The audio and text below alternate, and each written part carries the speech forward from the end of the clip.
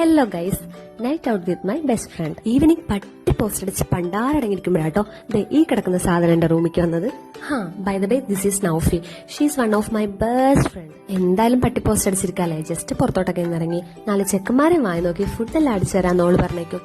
ഞാൻ കേട്ട പാതി കേൾക്കാത്ത പാതി ഓക്കെ പറഞ്ഞിട്ടാ. പിന്നെ ആടൊരു അങ്കായിരുന്നു ഗൈസ്. ലിപ്സ്റ്റിക്, അത്തർ, കോമ്പ് മുതലായ സാധന സാമഗ്രികളെല്ലാം വാരി ബാഗിട്ട് ഞാൻ ഓളും തെണ്ടാൻ ഇറങ്ങി. മേൽ പറഞ്ഞ ഐറ്റംസ് ഒന്നും ഇല്ലാണ്ട് എന്ത് ലേഡീസ് ഹാൻഡ് ബാഗ് അല്ലേ. റൂമിൽ നിന്നിട്ട് അങ്ങനെ പുഴുങ്ങായിരുന്നു ഗൈസ്, അമ്മാതിരി ചൂട്. So this is my final look. അപ്പൊ നമുക്ക് പോയിട്ട് വരാം. റൂമിൽ നിന്നിട്ട് പുഴുങ്ങായിരുന്നെങ്കിലും പുറത്തേക്ക് ഇറങ്ങിയപ്പോ സ്വർഗം ഗൈസ്.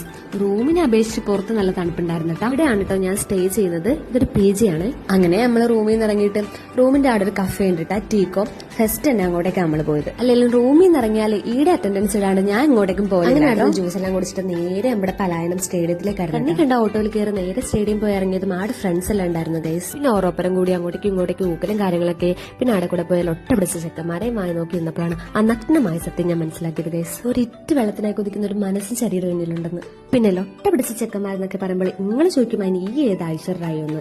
ഞാനായിട്ട് ആരോടും അങ്ങനെ പറഞ്ഞിട്ടില്ലപ്പാ. ഇനി നിങ്ങൾ പറഞ്ഞാലും എനിക്ക് വിഷമമൊന്നുമില്ല. അങ്ങോട്ടേക്ക് ഷാസിലും നവീതും വന്നിട്ടാ വീഡിയോ എടുക്കണ കണ്ടപാടെ കുറച്ച് മൊഞ്ചു കൂട്ടാനുള്ള ശ്രമത്തിലാണ് ഗൈസ്. പിന്നെ കുറച്ചേരം ആ വേണ്ടകളോടും സംസാരിച്ചെന്ന് സ്നാപ്പെല്ലാം എടുത്ത് നിന്നപ്പോഴാണ് വീണ്ടും അനഗ്നമായ സത്യം ഞാൻ മനസ്സിലാക്കിയത് ഗൈസ്. വിശന്നിട്ടെന്റെ വയറ് മത്സരിച്ച് തള്ളയ്ക്കുന്ന എന്തൊക്കെയും വിളിക്കുന്നു. നമ്മളൊന്നും നോക്കില്ല, വിജിലൻസ് നിൽക്കണ ബീറ്റ് ബോക്സിൽ കയറി ഒരു ഷവായി അങ്ങ് ഓർഡർ ചെയ്ത് ഗൈസ്.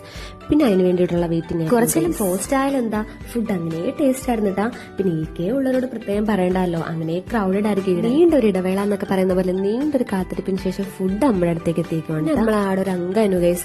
വിശന്ന് കുടലെല്ലാം കരിഞ്ഞിരുന്നോണ്ടാണെന്ന് അറിയില്ല, നോർമലി ഉള്ളതിനേക്കാളും ടേസ്റ്റ് ആയിരുന്നു ഗൈസ്. ഫുഡെല്ലാം കഴിച്ച് കുറച്ചേരൂടെ അങ്ങനെ ആടെ നിന്നിട്ട് പിന്നെ എല്ലാവരും റൂമിലേക്ക് പോയിട്ടാ.